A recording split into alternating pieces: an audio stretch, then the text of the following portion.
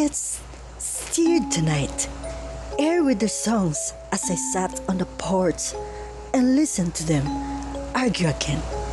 We can't afford for you to keep spending like this.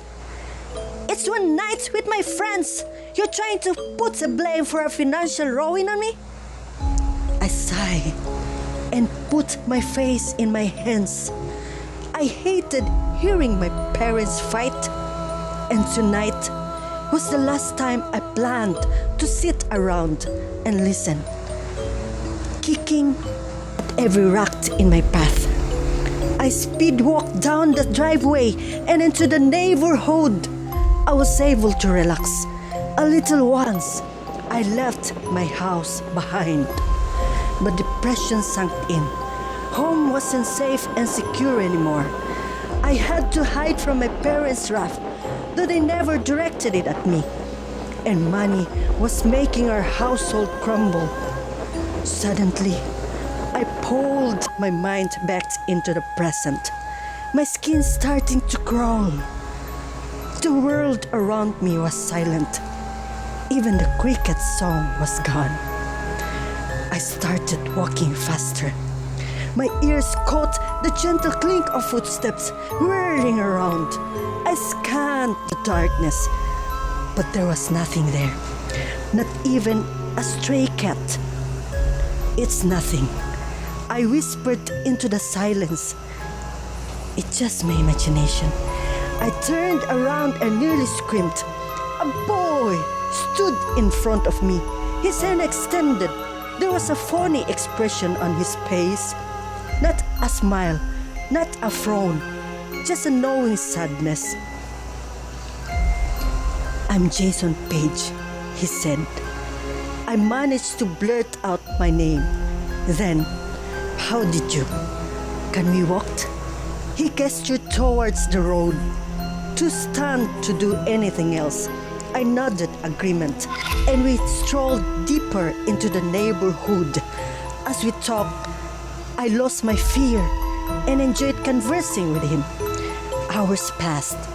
We walked into the next neighborhood, and I barely noticed until my watch lit up with the time 2 a.m. Shoot, it's so late. I have to head home, Jason. I'll walk you back, he said. We were quiet on the way back until we reached the end of my driveway. He stopped, looked me deep in the eyes, and whispered, "Never wander the streets alone at night." I blinked at him, confused, but he was already walking away. I gasped.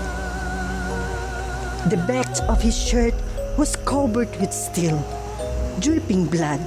He was leaving a morbid Hansel and Gretel trail of red drops behind him. I opened my mouth to call him back, but my mother's voice interrupted me. "Get inside, young lady! Where have you been?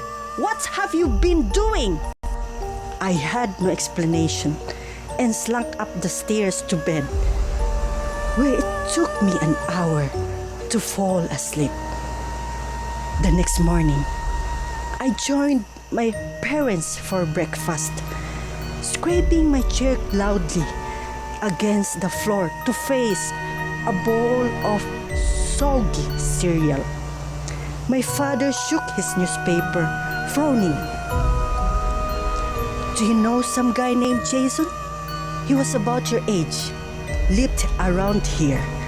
My spoon froze halfway to my mouth, and a cold shiver sped up my spine. "He was murdered last night." My father continued, his frown deepened. "Some bullies along the YM Street. About 10:30, it says here." It was him. It was Jason. The blood. The whispered warning. The sadness in his eyes. I had met the murdered boy just hours after his death. I quickly faced my cereal to hide my tears.